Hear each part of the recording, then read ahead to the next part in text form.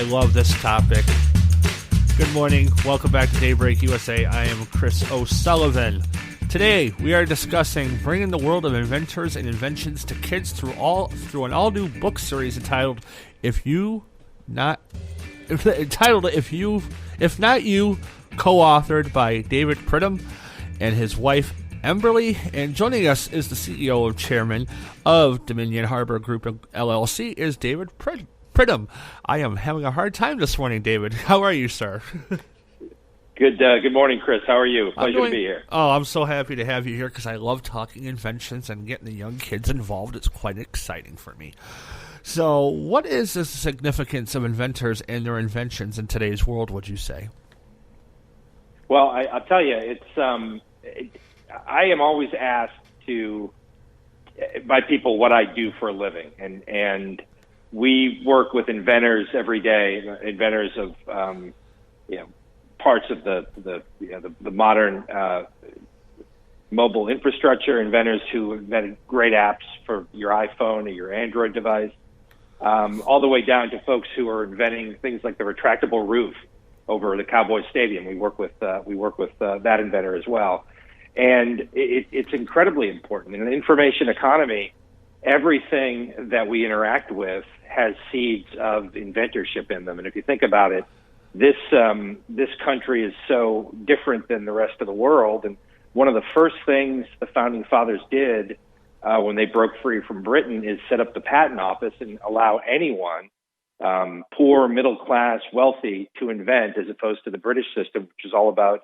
class. And if you were in the upper class, you could invent, and if you were in the lower class, you couldn't.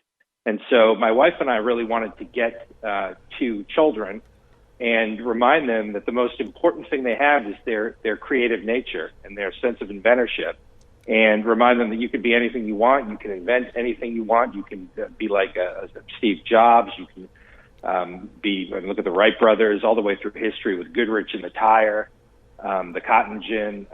It's just a history of our country parallels the history of inventorship and creation, and that's a really incredible thing, and we want to bring that to kids. And, they say America was an invention, an idea. So, I mean, you can't get more American than what you're doing right now with these kids, and which I just find so inspirational. We're going to get to that in a second. How do you interact with inventors?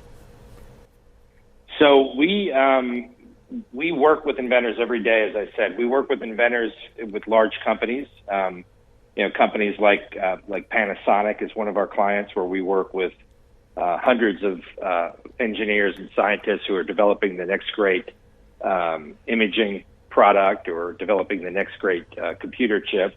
But then we also work with individual inventors and help them. And the gentleman who invented the retractable roof on stadiums is someone that we work very closely with, and he actually designed the Cowboys roof, as I said, plus a dozen other retractable roofs. And so the inventors hire us to help secure their inventions and then help protect them from other folks who may come along who would be required to pay a license fee. So it depends on the company and it depends on the situation, but we work with folks from all walks of life and the individual inventor all the way up to Fortune 50 companies. It's unique that you mentioned these stadiums, the retractable roofs, because you mentioned AT&T Stadium here in Dallas, and right next door at Globe Life is the host site for this year's World Series between the Dodgers and Tampa Bay. And every time the first one I ever saw was in '91 in Toronto. Then it was called Sky Dome then, and ever since then I was just fascinated how that came to be. I mean, no more rainouts, and I'm a baseball fan, and I was happy to see that. I don't like rainouts. No baseball fan really does. No, it's wild to see how those work. And then the actual inventor of the retractable roof is a gentleman who lives in Miami by the name of Cyril Seidman. And I was in his house when he asked us to help him out. And his kitchen is like, picture a Jetsons kitchen, right? He's got all these buttons. Right. And when he pushes a button, something pops open or drawers pop out, and things you don't even appreciate could possibly be there, like whole chests of drawers come out of the wall.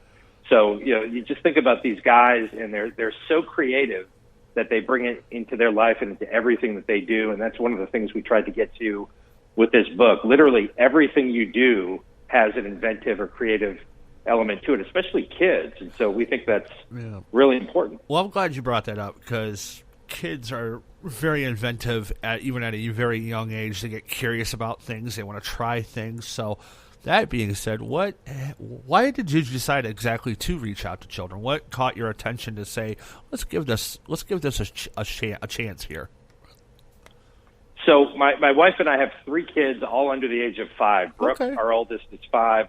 Noah's 3, and then Graham is just over a year old. And so Brooke would ask me, "Daddy, what do you do for a living?" And I would explain it to her, and her eyes I'd give her the typical corporate response from one of our pitch decks, and her eyes would glaze over, and she'd move over to the next thing that she was working on. But then one day we were playing with one of those magnet games, and she's putting it together, and I said, "Look, this is like what Daddy does. He helps people who create things. He helps people who build things." And that sprung our first book, which is The Inventor in the Pink Pajamas, which is really about Brooke and a day in her life.